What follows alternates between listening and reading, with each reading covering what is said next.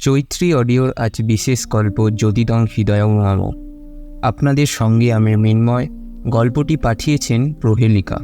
তিনি লিখছেন, আজকে আমার বিয়ে। আপনারা শুনে খুব একটা অবাক হচ্ছেন না নিশ্চয়ই? অবাক না হওয়াটাই স্বাভাবিক। বিয়ের বয়স হলে বিয়ে তো হবেই, এটাই স্বাভাবিক।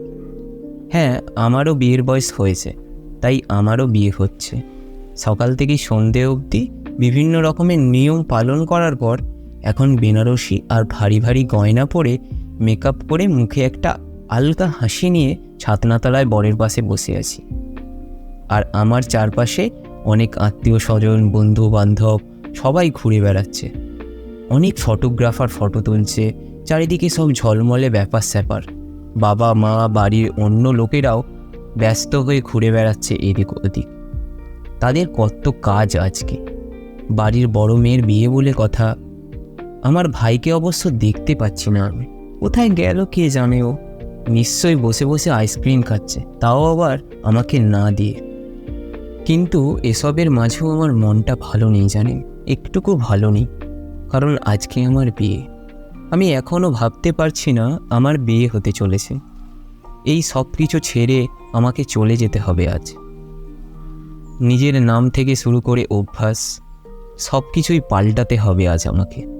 খুব কষ্ট হচ্ছে জানেন। খালি একটাই কথা বারবার মাথায় ঘোরাফেরা করছে, কেন মেয়েদেরকেই সবসময় স্যাক্রিফাইস করতে হয়? বছরের পর বছর ধরে যে বাড়িতে থাকলাম, যে মানুষগুলোর সাথে থাকলাম, তাদের সবাইকেই ছেড়ে চলে যেতে হবে আজ। এত স্মৃতি সব ছেড়ে চলে যেতে হবে আজ আমাকে। সমাজ কেন এত নিষ্ঠুর বলতে পারেন কি? সবচেয়ে বেশি কষ্ট কার জন্য হচ্ছে জানেন? তোর্যর জন্য। তোর্য আমার প্রেমিক, আমার ভালোবাসা। তাকে ছেড়ে দিতে হচ্ছে আমাকে। আমাদের এতদিনের প্রেম সব কিছুই কি শেষ হয়ে যাবে? আমার এখনও বিশ্বাস হচ্ছে না জানে।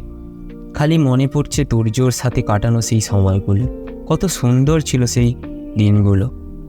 মনে পড়েছে সেই সব দিনের কথা। যেদিন তোর্যকে প্রথম দেখেছিলাম আমি, সেদিন কলেজে ফ্রেশার্সের পার্টি ছিল। আমার বন্ধুদের অনুরোধে সেদিন সবাই শাড়ি পরে কলেজে গিয়েছিলাম। শখ করে শাড়িটা পরলে কি হবে, শাড়ি সামলানোর ক্ষমতা আমার ছিল না। স্কুটিটাকে কোনো রকমে পার্কিংয়ে রেখে বেরিয়ে এসেছিলাম আমি। বন্ধুদের আর তর সইছিল না, তাই ওদের সাথে তাল মিলিয়ে তাড়াতাড়ি যেতে গিয়ে শাড়িটা পায়ে জড়িয়ে হোঁচট খেলাম। ভাবলাম মান সম্মান সব গেল বুঝি। এত লোকের সামনে যদি হোঁচট খেয়ে পড়ি, তাহলে মান সম্মান তো আমার হাওড়া ব্রিজেই গড়াগড়ি খাবে। ভয়ে চোখ দুটো বন্ধ করে নিয়েছিলাম আমি, কিন্তু হঠাৎ হাততালির আওয়াজে চোখ খুলে তাকালাম। অবাক হয়ে দেখলাম গোটা কলেজের লোক আমার দিকে হাঁ করে তাকিয়ে আছে। এবার বুঝতে পারলাম কারণটা। আমি হোঁচট খেয়ে পড়তে পড়তেও পড়ে যাইনি। তার আগেই দুটো হাত আমাকে ধরে নিয়েছিল। লোকটা আর কেউ না, আমাদের কলেজের ইউনিয়নের জিএস। আর সেই জন্যই ক্যাম্পাস ভর্তি স্টুডেন্টরা হাততালি দিচ্ছে। আমার তো লজ্জায় পাতালে ঢুকে যেতে ইচ্ছা করছিল। সামনের দিকে তাকিয়ে দেখলাম জিএস আমার দিকে কেমন করে যেন একটা তাকিয়ে আছে। আমি তড়িঘড়ি সোজা হয়ে দাঁড়ালাম। জিএস আমাকে ছেড়ে দিয়ে হঠাৎ বলল, শাড়ি পরে সামলানোর ক্ষমতা না থাকলে শাড়ি পরো কেন?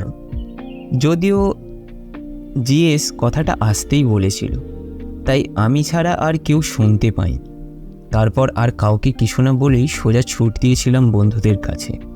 এই ঘটনার পর থেকেই আমাকে অনেক টোন টিটকিরি শুনতে হয়েছে। কলেজের মেয়েগুলো আমাকে অনেক সময় তো শত্রু অবধি ভাবত। যতই হোক তাদের ক্রাশ ছিল জিএস তুর্যদীপ সেন। তারপর থেকে যতবারই আমি জিএসের সামনাসামনি হয়েছি, ততবারই একটা সংকোচ ঘিরে রেখেছে আমাকে। অকৃতজ্ঞের মতো ধন্যবাদটাও দিতে পারিনি ওনাকে। তবে আশ্চর্যের ঘটনা হলো, কলেজ ক্যাম্পাসের অনেক জায়গাতেই আমি এখন থেকে জিএসকে দেখতে পেতাম। কাকতালীয়ভাবে এড়িয়ে গেলেও কেমন একটা লাগতো আমার।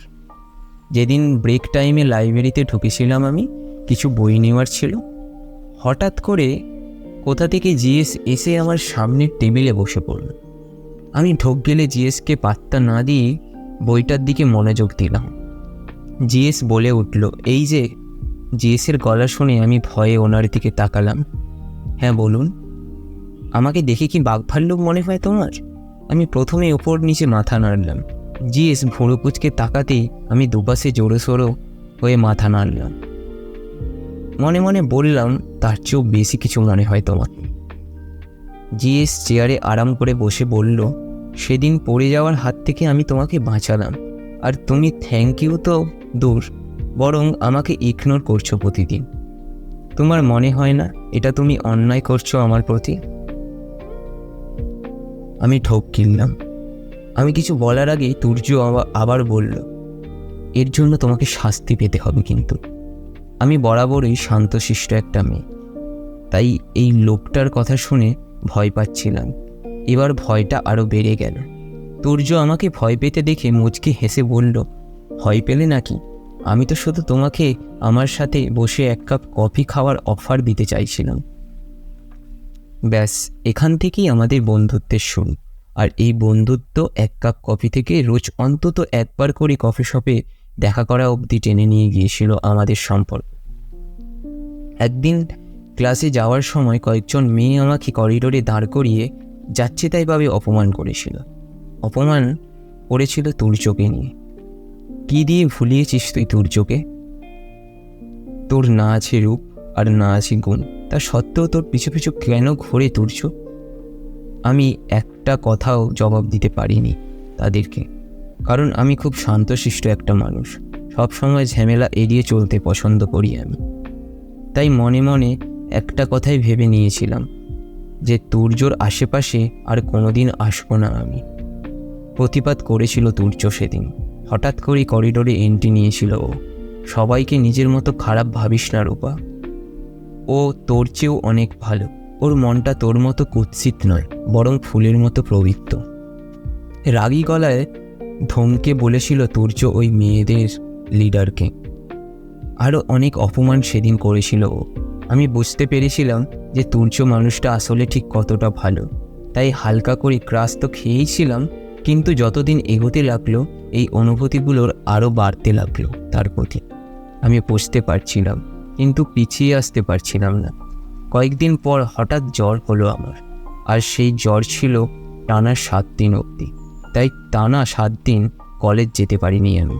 সেই সময় তার কথা সবচেয়ে বেশি মনে পড়েছিল সেটা হলো তুর্য।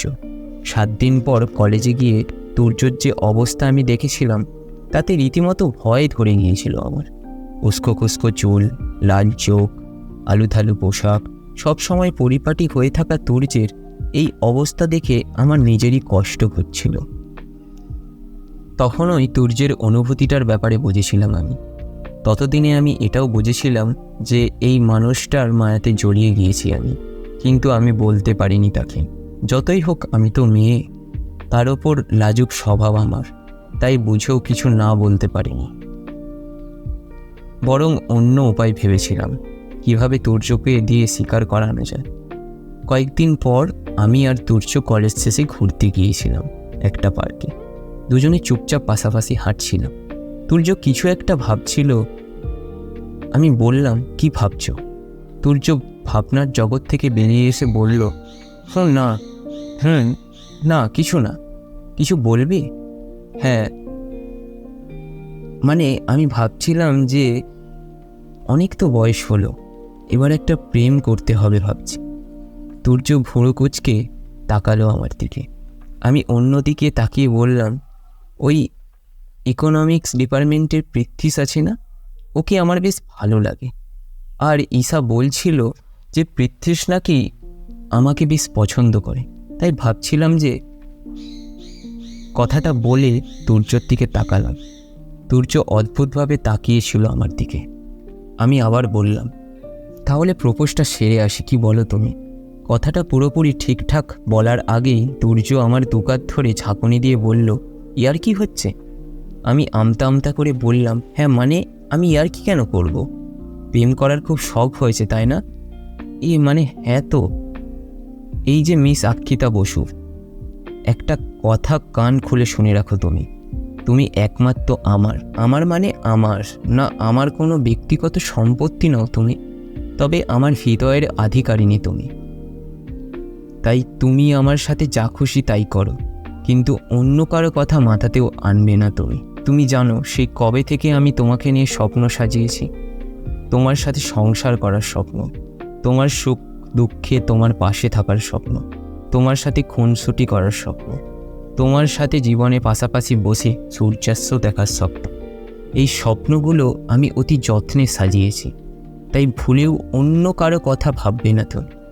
আমার দুনিয়া জুড়ে যেমন আক্ষিতা, তেমন তোমার দুনিয়াতেও আমি আমাকে দেখতে চাই। আমি লজ্জায় লাজুক হয়ে হেসেছিলাম সেদিন, কোনো মতেই বলতে পারিনি নিজের মনের কথা।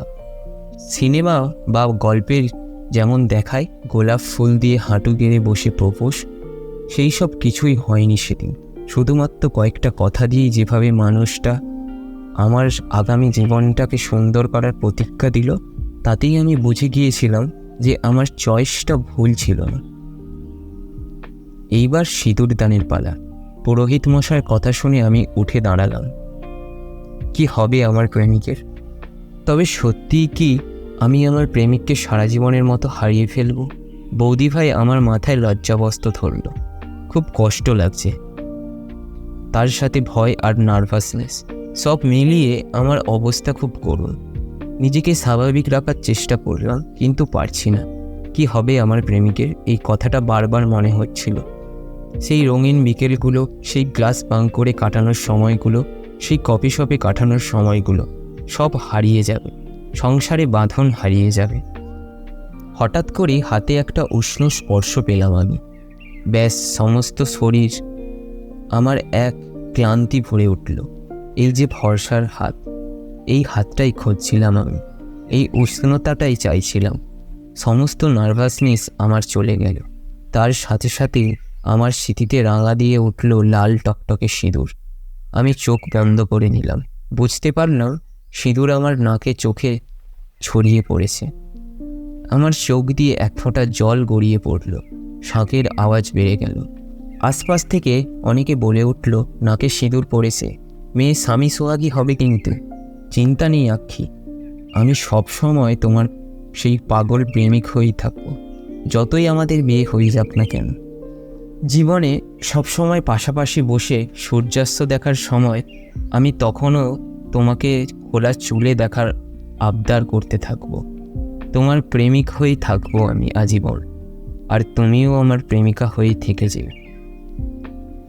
আমার লজ্জাবস্তের মধ্যে মাথা ঢুকিয়ে বলল তুর্য, হ্যাঁ আমি স্বামী সোহাগী হয়েছি। তুর্যের এই কাণ্ড কারখানা দেখে আশেপাশের সবাই অনেকে লিকপুল করতে থাকলো, আর আমি মুখ নামিয়ে বসে থাকলাম। আমার অনুভূতি এখন বর্ণনা করার মতো অবস্থায় নেই। সন্ধেবেলা থেকে নিজের প্রেমিককে হারিয়ে ফেলার যে ভয়টা পাচ্ছিলাম আমি, সেইটা এখন দূর হয়েছে। হ্যাঁ, তুর্যের সাথেই আজ আমার বিয়েটা হয়ে গেল। আমি এখন মিসেস তুর্যদীপ সেন। আমাদের 6.5 বছরের ভালোবাসা আজ বিয়ের মাধ্যমে পূর্ণতা পেল। তুর্য আমার হাতটা ছাড়েনি, আর ভবিষ্যতেও ছাড়বে না কোনোদিন, সেটা আমি জানি। ও আমার প্রেমিক হয়ে থেকে যাবে সারা জীবন। আমি শুধু এটাই চাই।